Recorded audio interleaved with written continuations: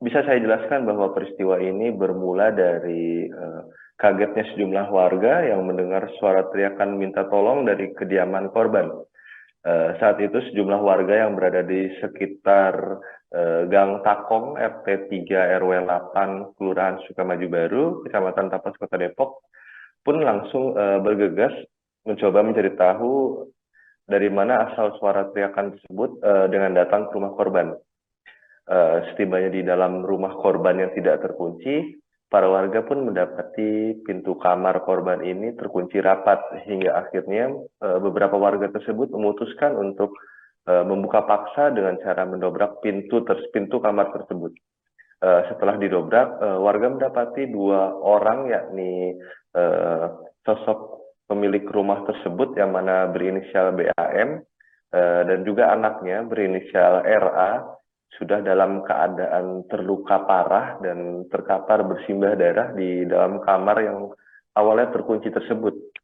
Warga pun langsung melarikan kedua korban ke rumah sakit terdekat.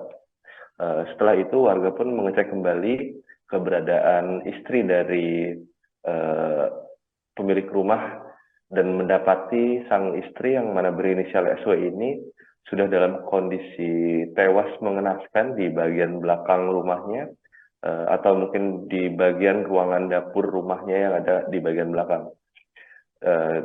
Dari hasil penyelidikan sementara, pihak kepolisian menduga bahwa terduga pelaku pembantaian satu keluarga ini adalah anak kandung dari Pasutri ini, yang mana anak kandungnya tersebut pun ditemukan terkapar dengan sejumlah luka bersama dengan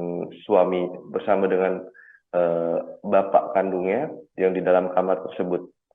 Untuk sementara sendiri, motif dari pembantaian ini diduga adalah karena adanya miskomunikasi menyoal pengelolaan perusahaan yang dimiliki oleh keluarga tersebut.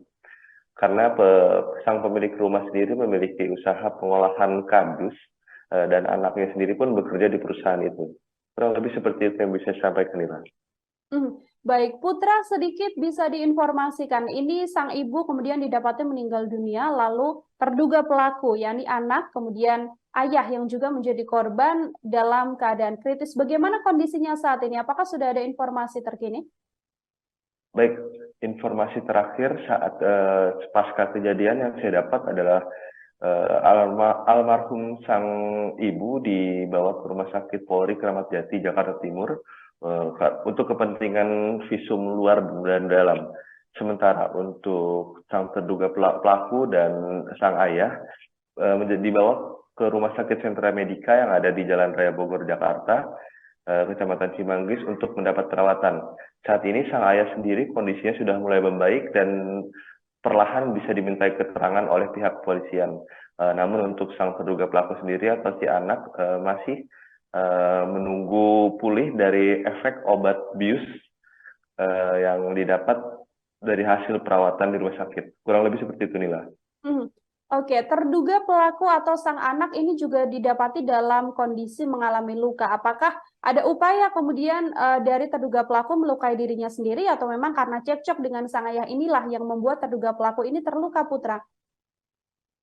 Siap, bisa saya jelaskan bahwa tadi di lokasi kejadian pun Kapolsek Cimanggis, Kompol Arif Budi Harso telah menjelaskan hal tersebut, yang mana luka yang didapati korban ini adalah akibat dari perlawanan sang ayah yang melawan ketika dianiaya oleh pelaku menggunakan senjata tajam berupa golok. Akibat perlawanan tersebut, pelaku pun menderita sejumlah luka di sekujur tubuhnya, terutama di bagian tangan. Terima kasih sudah nonton. Jangan lupa like, subscribe, dan share ya.